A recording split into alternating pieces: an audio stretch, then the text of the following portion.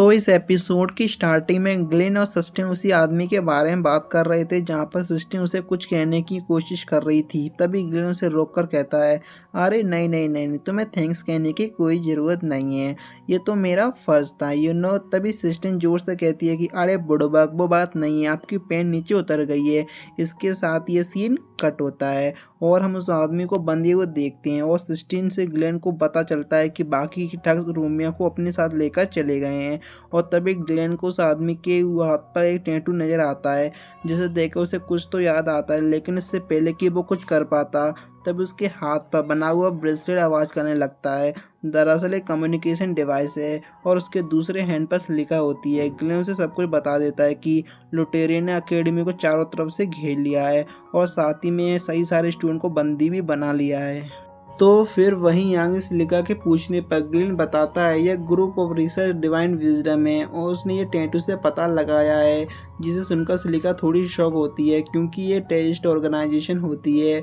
उन्हें ये समझ में नहीं आ रहा था कि वो लोग उनकी एकेडमी में क्या कर रहे हैं।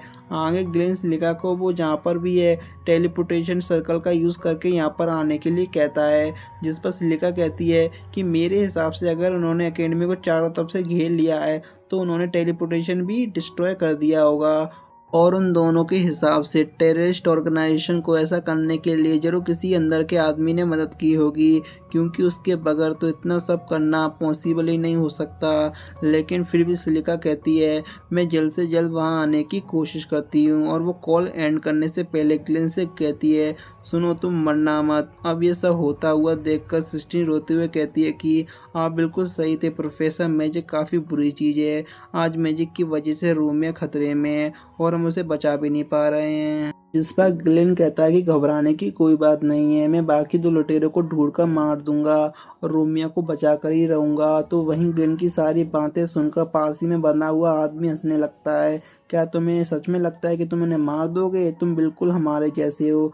जिस पर ग्लेन को जवाब दे पाता इससे पहले वहां पर एक मैजिक सर्कल ओपन होता है जिसके अंदर ढेर सारे हड्डी के ढांचे वाले सोल्जर बाहर निकलते हैं, जिसे देखकर वो आदमी और हंसने लगता है और कहता है वाह, हमारे बॉस ने इन्हें यहाँ पर समन किया है हमारा साथ देने के लिए। लेकिन तभी उनमें से एक हड्डी का ढांचा उस आदमी के पास आता है और उसे घूर कर देखता है तो वो आदमी डर कर कहता है क्या तुम्हें हमारा साथ देने के लिए नहीं भेजा गया? और तभी वो सोल्जर उसकी होशियारी निकालती उसे ख़त्म कर देता है।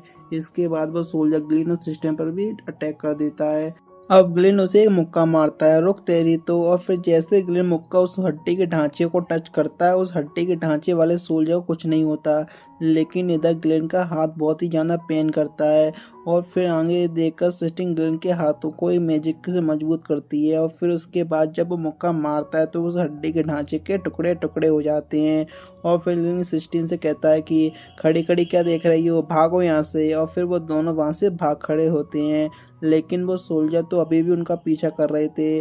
अब उन्हें देखकर फिर ग्रीन सिस्टम से कहता है लगता है ये हड्डी के ढांचे हमारा पीछा नहीं छोड़ने वाले, और इसलिए फिर वो सिस्टम को टाइम स्लो करने वाला मैजिक परफॉर्म करने के लिए कहता है, जिसके लिए सिस्टम पहले तो मना करती है क्योंकि वो काफ़ी हाई लेवल का एडवांस मैजिक होता है। लेकिन फिर ग्लेन उसे करने के लिए फोर्स करता है, अरे प्लीज़ कर दो, नाइस सा रिक्वेस्ट। जिसे देखकर फिर सिस्टम मैजिक परफॉर्म करने के लिए मान जाती है। तो वहीं ग्लेन इधर सोल्जर के साथ फाइट कर रहा था ताकि सिस्टम मैजिक को कंप्लीट कर सके, और फिर ऐसा ही होते होते थोड़ी देर बाद सिस्टम मैजिक सर्कल कंप्लीट कर देती है। और फिर क्या उसे मैजिक का एक्टिवेट होते ही सारे सोल्जर स्पीड काफ़ी ज़्यादा धीमी हो जाती है। और फिर उन्हें देखकर ग्लेन अपनी पॉकेट में से एक ग्रेड सा क्रिस्टल बाहर निकालता है। एक काफ़ी हाई लेवल का मैजिक परफॉर्म करता है जिसके कारण सारी हड्डियों के ढांचे ढह जाते हैं और वहाँ एक काफ़ी बड़ा धमाका होता है। लेकिन तभी फिर हम आगे देखते हैं कि ग्लेन थककर नीचे गिर जाता है और उसके चेहरे रंग भी बदल जाता है, और ये इस बात का साइन है कि उसका माना लेवल अब काफ़ी ज़्यादा लो हो चुका है क्योंकि उसने अपनी एबिलिटी से ज़्यादा हाई लेवल का मैजिक यूज़ कर लिया था। वो लोग वहां से जाने की बात कर ही रहे होते हैं कि तभी उनमें से एक लुटेरा वहां पर आ जाता है जिसके चारों तरफ तलवार उड़ रही थी। वो आकर ग्लेन की तारीफ करता है इतने हाई लेवल के मैजिक को यूज़ करने के लिए। तो वहीं उसे देखकर ग्लेन सिस्टीन से कहता है कि क्या तुम्हारे पास उसकी तलवारों को डिस्ट्रॉय करने के लिए माना बचा है? जिस पर सिस्टीन ना में जवाब देती है कि नहीं बचा। जिसे सुनकर ग्लेन तुरंत उसे वहां से नीचे धकेल देता है। तो फिर चलो निकलो यहाँ से, और फिर वो आदमी उसकी वो फाइट करने की तैयार करता है, जिसे देखकर फिर वो आदमी ग्लेन के ऊपर अपनी तलवार से अटैक करता है, जिसके कारण ग्लेन काफ़ी ज़्यादा घायल भी हो चुका था। और फिर इसके जवाब में वो उसके ऊपर अपना मैजिक यूज़ करने ही वाला था, लेकिन लुटेरा उसकी मैजिक को डिसअपीयर कर देता है और फिर वो अपने मैजिक से उसके ऊपर दोबारा अटैक करने लगता है। मगर अगले ही पल मौका देखकर ग्लेन तुरंत अपने मैजिक कार्ड की मदद से उसकी मैजिक को तोड़कर डायरेक्ट उसके ऊपर अटैक करता है, लेकिन उस लुटेरे खड़ूस की तलवार ने उसे बचा लिया था। तो वहीं ग्लेन की इतनी अच्छी मैजिकल स्किल को देखकर वो आदमी उससे पूछता है कि आखिरकार तुम कौन हो, जिस पर ग्लेन फिर से वही जवाब देता है कि मैं तो सिर्फ यहाँ पर सब्स्टिट्यूट टीचर हूँ। और ये सुनने के बाद वो आदमी दोबारा उससे अटैक करना जारी रखता है और फिर वो अपनी तलवारों से ग्लेन की काफ़ी बुरी तरीके से स्टेप करता है। ग्लेन की पूरी बॉडी तो खून से खून निकल रहा था, वो लगभग मरने वाला था, मगर तभी अचानक से स्टिम वहाँ पर आकर उसकी तलवारों को लगे मैजिक को डिस्ट्रॉय कर देती है। दरअसल यही ग्लेन का प्लान था, जब उसने उसको नीचे फेंका था ना, इसलिए फेंका था। और फिर तुरंत खुद में से एक तलवार निकाल कर उस आदमी को स्टेप कर देता है। और मरने से पहले वो आदमी कहता है कि मुझे अब याद आ गया, कुछ टाइम पहले काफ़ी स्किल मर्डर इंपीरियल कोर्ट में घूम रहा था, जिसका कोर्ट का नाम था कोप्स, और तभी वो नीचे गिरकर मर जाता है। इसके बाद वो दोनों वहाँ से निकल के एक रूमिया की तरफ जाने का डिसाइड करते हैं, मगर बीच रास्ते में माना ख़त्म होने की वजह से ग्लेन नीचे गिर जाता है। शुरू में आया था तो सारे स्टूडेंट्स को हेट कर रहे थे, लेकिन देखो अभी उनके लिए क्या क्या कर रहा है। उसे देखकर सिस्टीन तुरंत उसके ऊपर हीलिंग मैजिक का यूज करती है और इस दौरान ग्लेन कहता है कि मैं हमेशा से ऐसा नहीं था, मैं मेज ऑफ जस्टिस बनना चाहता था। जिसके साथ ही हमें दिखाया जाता है कि ग्लेन ने पास्ट में कई सारे मर्डर करे होते हैं। तभी थोड़ी देर बाद उसे सिलिका का कॉल आता है, जिससे उसे पता चलता है कि टेररिस्ट ऑर्गेनाइजेशन ने जो बैरियर स्कूल के चारों तरफ बनाए हैं वो किसी को स्कूल से बाहर नहीं जाने देगा। साथ ही में उन लोगों को टेलीपोर्टेशन सर्कल की मदद से बंद कर दिया है। और अब ये सब सुनने के बाद ग्लेन को समझ आता है कि ये लोग टेलीपोर्टेशन सर्कल की लोकेशन को रीराइट करके यहाँ से भागने की फिराक में है।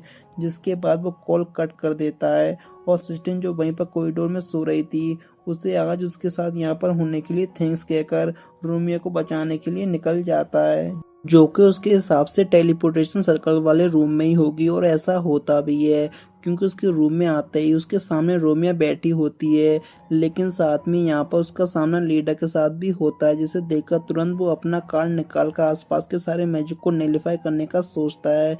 मगर तभी लीडर उसको कहता है कि 10 मिनट में हम टेलीपोर्टेशन सर्कल की लोकेशन को चेंज कर देंगे, जिसके तुरंत बाद रोमिया यहाँ से सीधा हमारे पास टेलीपोर्ट हो जाएगी। और फिर वो जो वाइट रिचुअल मैंने परफॉर्म किया है वो एक्टिवेट होगा। वो मेरी सोल का यूज़ करके इतना माना क्रिएट करेगा जो कि स्कूल के एकेडमी को डिस्ट्रॉय कर देगा, जिसे सुनकर ग्लेन थोड़ा चौंक जाता है कि खतरनाक काम हो रखा है यहाँ पर तो। और तभी रोमियो लीडर को प्रोफेसर कहकर ऐसा करने से मना करती है, जिसे सुनकर ग्लेन समझ जाता है कि ये लीडर वही प्रोफेसर है जिसके बिहाफ पर वो सब्स्टिट्यूट टीचर बनकर यहाँ पर आया है। और तभी वो लीडर उसे गेम खेलने के लिए इनवाइट करता है और कहता है कि अगर तुम टाइम रहते टेलीपोर्टेशन सर्कल को डीएक्टिवेट कर दोगे तो मेरा वाइट रिचुअल एक्टिवेट नहीं होगा और रोमियो बच भी जाएगी, लेकिन अगर तुम ऐसा नहीं कर पाते तो फिर तुम्हें पता ही है कि क्या होने वाला है।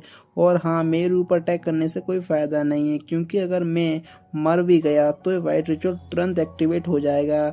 जिसे सुनकर ग्लेन तो बहुत ज़्यादा गुस्सा होने लगता है और कहता तुम्हारी भैंस की टांग। और फिर वो अपने हाथ में पकड़ा हुआ कार्ड दूसरी तरफ फेंक देता है, अपना हाथ काट देता है और अब खून से टेलीपोर्टेशन सर्कल को डीएक्टिवेट करने का स्पेल लिखता है, जिसे पर लीडर भी कहता है अरे वाह, ये तो सबसे क्विक स्टेप है टेलीपोर्टेशन सर्कल को बंद करने का। और ऐसे करते थोड़ी देर में टेलीपोर्टेशन सर्कल का एक लेयर बंद भी हो जाती है, लेकिन लीडर कहता है कि खुश ना हो वरना ऐसा तो अभी 4 लेयर और बाकी हैं। जिसे सुनकर ग्लेन तुरंत बाकी के लेयर पर भी अपने खून से बंद करने का स्पेल लिखने लगता है। उसे देखकर रोमियो उसे ऐसा करने से मना करती है, क्योंकि अगर वो ऐसे ही करता रहा तो खून की कमी के कारण उसकी जान भी जा सकती है।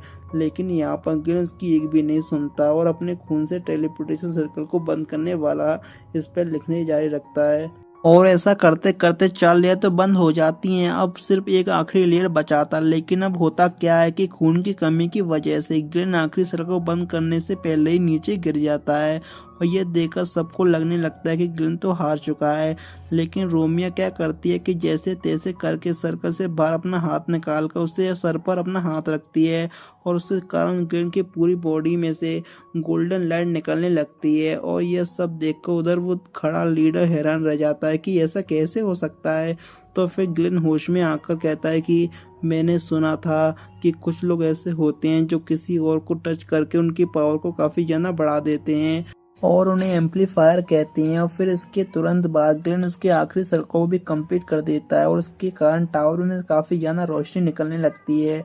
तो फिर वहीं पर सब कुछ शांत होने के बाद लीडर वहां से भागने के बारे में सोचता है, लेकिन तभी ग्लेन उसके सामने आकर उसे जोरदार मुक्का उसके मुंह पर जड़ देता है, जिसकी थोड़ी देर बाद सिस्टीन भी वहां पर आ जाती है और वह देखती है कि प्रोफेसर ग्लेन थकावट के कारण शांति से रोमियो की गोद में सो रहे हैं।